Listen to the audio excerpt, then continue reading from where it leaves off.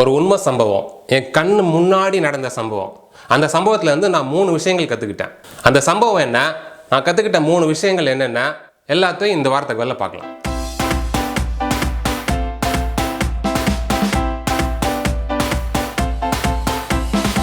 நான் போன முறை இந்தியா போயிருந்த பொழுது நடந்த சம்பவம் அது. டிசம்பர் மாதம் முடி வெட்டலான்னு சொல்லிட்டு ஒரு சலூனுக்கு போயிருந்தேன். இங்கே முடி வெட்டுறதுக்கு என்ன இருக்குன்னு கேட்காதீங்க, போனேன் அவ்வளோதான். சலூனில் பயங்கர கூட்டம். ஏன்னா அந்த மாதத்தோட கடைசி முகூர்த்தம் மறுநாள்.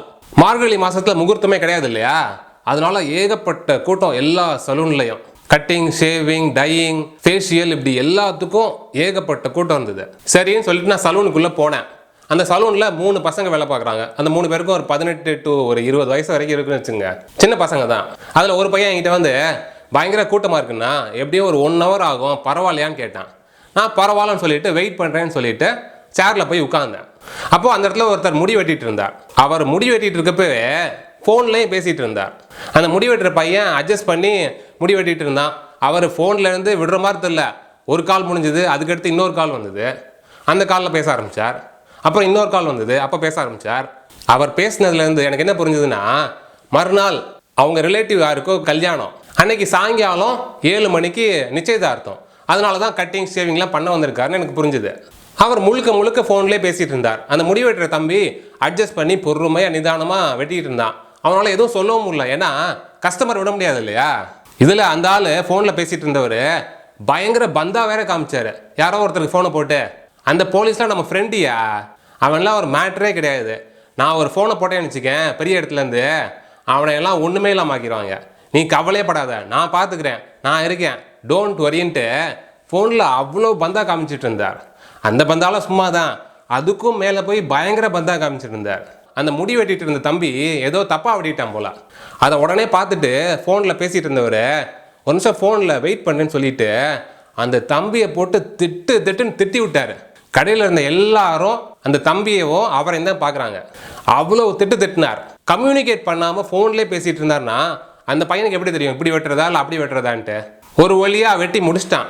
அதுக்கப்புறம் ஷேவிங் பண்ணுன்னு சொன்னார். ஷேவிங் பண்ண ஆரம்பித்தான். அப்பையும் ஃபோன்லேயே பேசிகிட்டு இருந்தார். முடி வெட்டுறப்பயாவது பரவாயில்ல, சரி அட்ஜஸ்ட் பண்ணி முடி வெட்டலாம். ஆனால் ஷேவிங் பண்ணுறப்பையும் ஃபோனில் பேசினார்னா அப்பையும் அந்த பையன் ஒன்றுமே சொல்ல முடியாமல் அட்ஜஸ்ட் பண்ணி ஷேவிங் பண்ணான். ஒரு வழியாக ஷேவிங்கும் பண்ணி முடித்தான். ஷேவிங் பண்ணி முடிச்சதுக்கப்புறம் ஃபேஷியல் பண்ணணும்னு சொன்னார். ஃபேஷியல் பண்ணுறதுக்கு எவ்வளோ நேரம் ஆகும்னு கேட்டார். அதுக்கு அந்த பையன் சொன்னார், ஒரு 3/4 மணி நேரத்துலேருந்து 1 hour வரைக்கும் ஆகும் சார்னா. அவர் சொன்னார், அவ்வளோ நேரம்லாம் என்னால் வெயிட் பண்ண முடியாது, 1/2 hour முடிச்சு விடு, எனக்கு கல்யாண வேலைகள் நிறைய இருக்குன்ட்டு அப்பையும் பயங்கர பந்தா காமிச்சார். சரின்னு அந்த தம்பி கடன்னு எடுத்தான். எல்லாத்தையும் எடுத்து அவர் ஃபேஸில் ஒரு மாஸ்க்கை போட்டு விட்டு உட்கார வச்சான். அவர் ஃபேஸில் மாஸ்க் போட்டிருக்கப்பையும் ஃபோனில் பேசுகிறத நிப்பாட்டவே இல்லை, ஃபோனில் பேசிகிட்டே இருந்தார். ஒரு வழியாக ஃபேஷியலே முடிச்சிட்டார். ஃபேஷியல் முடிச்சதுக்கப்புறம் கட்டிங்க்கு, ஷேவிங்க்கு, ஃபேஷியலுக்கு எல்லாத்துக்கும் அந்த தம்பியை கூப்பிட்டு காசை கொடுத்துட்டு அங்கேருந்து கிளம்பினார். போகிறப்பையும் ஃபோனில் பேசிகிட்டு இருந்தார். வெளியே போய் அவர் பைக்கில் ஏறி உட்காந்து ஃபோனில் ஒரு 5 நிமிஷம் பேசிகிட்டு இருந்தார். அப்போ அந்த தம்பி இருக்கான் இல்லையா கடைக்குள்ளே, அவன் அந்த இன்னொரு தம்பியை பார்த்து சொன்னான், பயங்கர டஃப் கஸ்டமரியா இவரை வச்சுக்கிட்டு முடி வெட்டுறதுக்குள்ளே போதும்னு ஆயிடுச்சியா அப்படின்னு சொன்னான். அதுக்கு அந்த இன்னொரு தம்பி சொன்னான், இவரெல்லாம் ஓகே, இதை விட டஃப் கஸ்டமர்லாம் நான் பார்த்துருக்கேன், எனக்கு பழகிடுச்சுன்னா. அப்போது வெளியே பேசிகிட்டு இருந்தார் இல்லையா நம்ம ஆள், சாவியை போட்டார், ஸ்டார்ட் பண்ணார் பைக்கை, கியரை போட்டார், ஃபாஸ்ட்டாக வண்டி எடுத்தார். அடுத்த செகண்ட் சிறு சத்தம் கேட்டுச்சு. எல்லாரும் அலறி அடிச்சுக்கிட்டு கடையை விட்டு வெளியே ஓடி வந்து பார்த்தா பைக்கு சறுக்கி விட்டு நடு ரோட்டில் விழுந்து கிடந்தார். பைக் ஒரு பக்கம் கிடக்கு, அவர் ஃபோன் ஒரு பக்கம் கிடக்கு, ரோட்டில் அவர் கிடக்கார். ஒரு ஆட்டோ வேகமாக வந்த ஆட்டோ அவர் மேலே ஏற போயிடுச்சு. சடன் பிரேக் போட்டு அந்த ஆட்டோக்காரர் நிப்பாட்டினார் வண்டியை. ஆட்டோலேருந்து இறங்கி வந்து அவர், ஏன் அறிவில் வீட்டில் சொல்லிட்டு வந்துட்டியா அப்படின்ட்டு திட்டி விட்டார் அந்த ஆளை. இதாங்க அந்த சம்பவம். இந்த சம்பவத்தில் வந்து நான் கற்றுக்கிட்ட விஷயங்கள் 3 விஷயங்கள் என்னென்னா, எல்லா தொழிலையும் மதிக்கணும். அந்த தொழில் செய்கிறவங்க எந்த தொழிலாக இருக்கட்டும் அவங்களும் மனுஷங்க தான், அவங்கள மதிக்க கற்றுக்கணும். 2வது விஷயம் என்னென்னா, பிறர்க்கின்னா முற்பகல் தாம் செய்யின், தமக்கின்னா பிற்பகல் தாமே வரும். நாம் இன்னொருத்தங்களுக்கு ஒரு துன்பம் செஞ்சோம்னா அந்த துன்பம் அதை விட அதிகமாக நமக்கு சீக்கிரமாகவே வரும். 3வது விஷயம் என்னென்னா, வண்டி ஓட்டுறப்ப ஹெல்மெட் போட்டு ஓட்டுங்க, ஃபோன் பேசாதீங்க. ஒரு நாள் நான் இன்னொரு சலூனுக்கு போயிருந்தேன். சலூனுக்கு உள்ளே போகிறப்பவே 3 பேர் வெளியே வந்தாங்க. அந்த 3 பேருமே தலையில் ஹெல்மெட் போட்டிருந்தாங்க. எனக்கு ரொம்ப சந்தோஷமாக இருந்தது.